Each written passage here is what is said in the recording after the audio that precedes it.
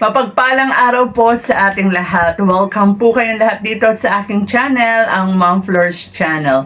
For today's video, magbibigay din po tayo ng konti reaction natin or opinion natin batay dun sa naging announcement ni Kalingap Rob dun sa kanyang live the other night. Ito nga ay ang pagtatapos na ng Mikris. Ayan, syempre madaming mga nalulungkot. And naintindihan naman natin, syempre, pagkalungkot, lalo na yung mga solid supporters ng Mikris, talagang nakakaano yun eh. Kumbaga, nakakadismaya yan sa mga Mikris. Kasi talagang sinuportahan naman talaga. Nag-effort naman talaga sila para may pakita ang suporta, pagmamahal nila sa Mikris. Kaya lang po, sana ay maintindihan natin ang naging desisyon ni Kalingap Rob.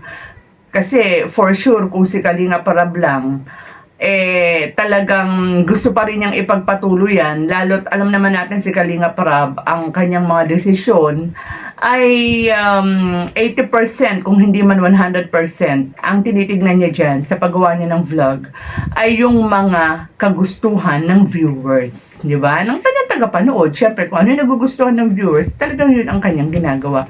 Kaya lamang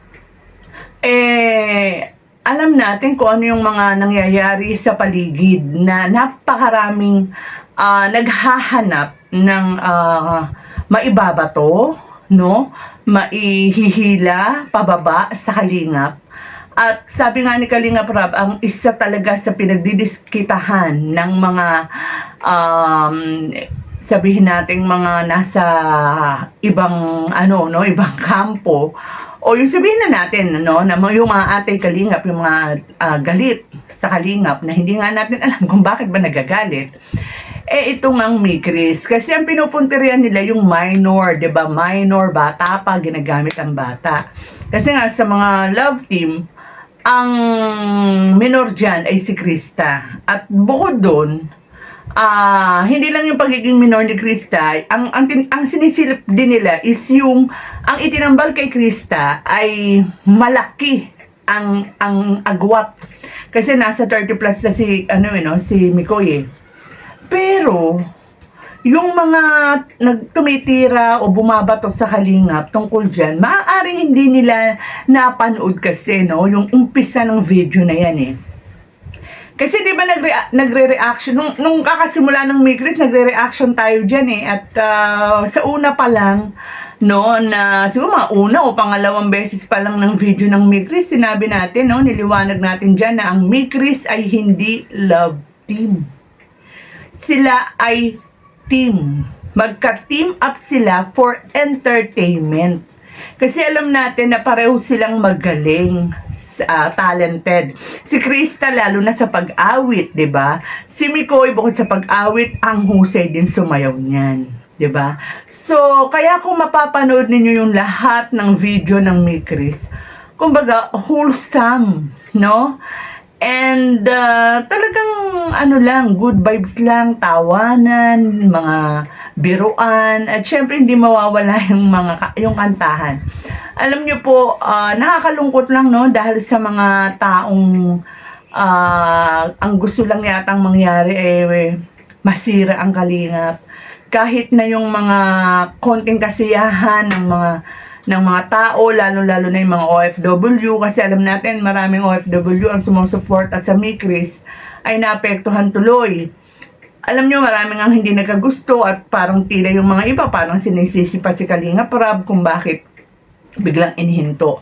Yun nga, ito nga po yung purpose ng reaction natin is para sana maunawaan. Though, marami rin naman sa mga Mikris ang nakakaunawa na naintindihan nila yung sitwasyon ni Kalingap Rob. And sabi nga, isa pa nga pala karagdagan, sabi ni Kalingap Rob, dahil nga sa team up lang ang Mikris at hindi love team, kumbaga hanggang doon na lang yung idea niya eh. Kasi dahil hindi nga love team, hindi niya mapapahaba yung story, kasi kung love team kasi yan, pwede naman niyang gawing di ba? Ang dami rin naman gumagawa ng istorya na dihamak na matanda yung lalaki sa babae. And the other way around, mas matanda ang babae sa lalaki. Pero dahil nga hindi naman niya to ginawang love team, kaya more on kanta-kantahan lang. Kaya minabuti na rin niya. Total, ang dami namang sumisilip na tapusin na rin. 'Di ba? Actually, sa totoong buhay naman talaga may mga nangyayaring ganyan eh. 'Di ba? Pa pwedeng extend ni Rob yan eh kung love team yan.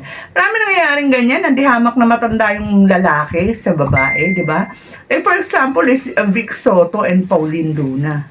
'Di ba? At saka madami pa. Hindi na natin isa-isahin. Kaya lang, syempre si Vic Soto at saka si Pauline Luna yung pinakasikat. And, so ayun po, sana lang ay maintindihan nyo tulad ng sinasabi natin. At dun sa mga walang magawa at talagang tinitingnan nila yung May Chris, actually, para matigil na lang daw kayo, ayan, ginawa na nila. Pero kung titignan nyo, napaka-wholesome yan. At saka yung mga love team na yan, napakalaki po ng naitutulong yan dun sa mga beneficiary. Like for example, si Krista, alam nyo po ba, nung hindi pa po yan naibablog ni Kalinga Prab para dun sa mga tumitira, sa mga hindi nakakaalam sa history niyan, eh si Krista po nung hindi pa kinukuhang talent o beneficiary ni Kalinga Prab, nag-aalaga po yan ng baboy doon pa sa may kabundukan. Kaya nga nag-aalala dyan si Rabe kasi minsan nag-iisa lang siya, nag-aalaga siya ng baboy, nagpapakain siya ng baboy, di ba? Batang-bata. So talagang nung inilapit siya ni Kalingap Tata kay Kalinga Prab, talagang tuwan-tuwa yung bata. Kasi alam niyang matutulungan siya. Talagang humihingi talaga ng tulong ng bata, lalo na dun sa, pero para sa mga magulang niya rin, sa pag-aaral niya lalo na. So, ang laki ng tulong nitong serye na to ni Kalinga Prab at yung talent although talented na talaga si Krista nung natagpuan ni Kalinga Prab ng Kalinga, pero mas lalo pang nahasa ang kanyang talent, 'di ba? Nagkaroon siya ng talagang lalo pang tiwala sa sarili. So, para naman doon sa nagsasabi na nalulungkot sila dahil baka raw may partner si Krista sa iba, si Mikoy sa iba. Well, kasi doon sa live ni Kalinga Prab, medyo nagpahapyaw nga siya ng gano'n na who knows, baka pag si Krista ay may tambal niya sa kaparehong, kumbaga sa kaedad niya, si Mikoy din daw gano'n. Kasi parang yun yung pinupulaan sa, yung pinupula sa kay Kalinga Prab, yung napakalaki ng agwat. At tinutulan naman yun ng mga Makami Chris. Doon nabanggit yun ni Kalinga Prab na maaaring i-partner niya si Krista doon sa kaedad niya at si Mikoy naman doon sa kaedad niya. Eh hindi pa naman final yun. Hindi pa naman final na decision ni Kalinga Prab yun. Kasi ano pa rin, tulad ng sinabi ko kanina, ang bottom line yan is kung ano yung gusto ng viewers, no?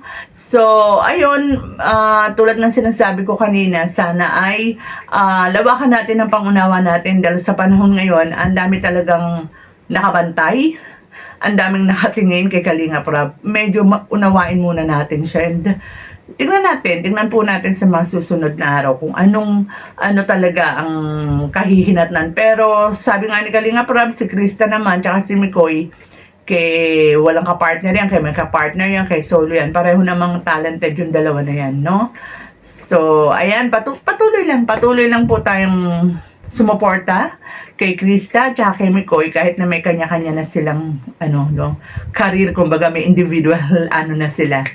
Individual o solo-solo na sila ng kanilang gagawin sa Kalingap. So, with that mga Kalingap, may Chris, ayan, hanggang dito na lang muna ang ating kwentuhan. Sana po ay mag-iingat kayong lahat and God bless. Ay inspirasyon sa lahat.